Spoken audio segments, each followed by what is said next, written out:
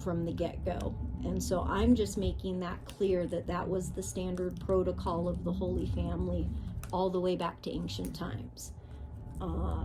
So please do ask for permission before you use one of us for a song or a movie or something like that.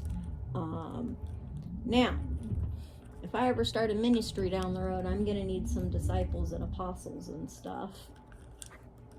And ideally, we want these to be people who are open-minded, who are willing to learn the Word of God, who pretty much agree with our message, the message of Christianity. But like I said, I think a Holy Family-based ministry should be more open-minded, just because we are mentioned in so many other books that were not included in the canon books of the Bible. So when the Bible was composed by the Council of Nicaea back in the day, what they did was what we had at the time was the Christian ministry had spread to so many different areas, and every different region and country and land had their own take on things, and they had their own regional texts, and this was their understanding of Christianity.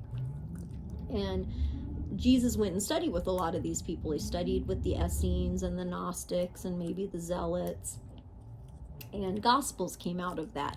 But if you notice, there are Gospels like the Gospel of Thomas that are not included in the Bible. They're not considered canonical by definition. And at the time, the Council of Nicaea had a set list of standards for what books had to adhere to in order to be included, and if a book did not adhere to those things, it would not be included. Now, that being said, I think that when it's a family that starts a ministry, they were there from the beginning, and they've been so inspirational that there's books well beyond the canonical books that they've been included in and written about, and that could be valuable historical research in modern times. I think it's important to stay open-minded to those books, because those books hold a lot to our possible family history. So I've never been one to discount the Gospel of Thomas or the infancy Gospels. Once you study Christianity and how the Bible was composed, you kind of understand why they did things the way they did.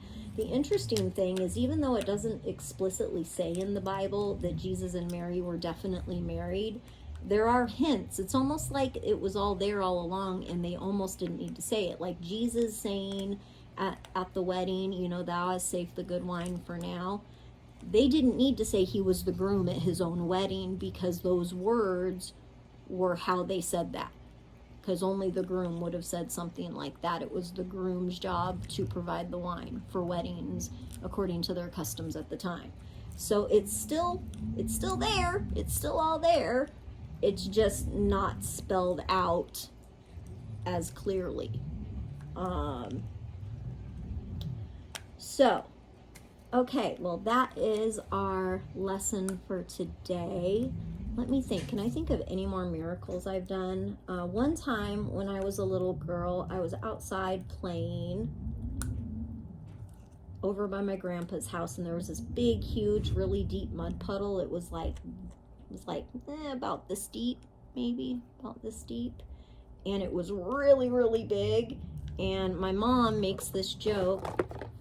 She just wants me to go outside so that the adults can talk or whatever. Go outside and see if you can walk on water in that mud puddle. Like, she's making jokes about this stuff. And I do remember trying. I actually think I might have tried over 2 or 3 different occasions on 2 or 3 different days. And one day, I swear to God, I could pass a lie detector test on this. I balanced on the water for just a split second before my feet fell through and landed. And it was so quick that I tried to do it again and again and again, and I couldn't do it again. And I don't even know that there were a lot of people there to witness it. There may have been one or two friends that may have witnessed it. and went, oh my gosh, she really did it there for a split second.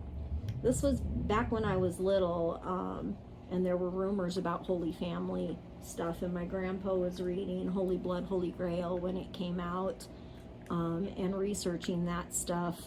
You know, there were all of that talk and jokes in the family, and because I had already possibly seen a spirit in diapers, it would still be years away till I summoned a whale shark. You know, it was making people stop and think, but little girl me was thinking, well, if other members of the Holy Family can do these things, I should see what I can do too.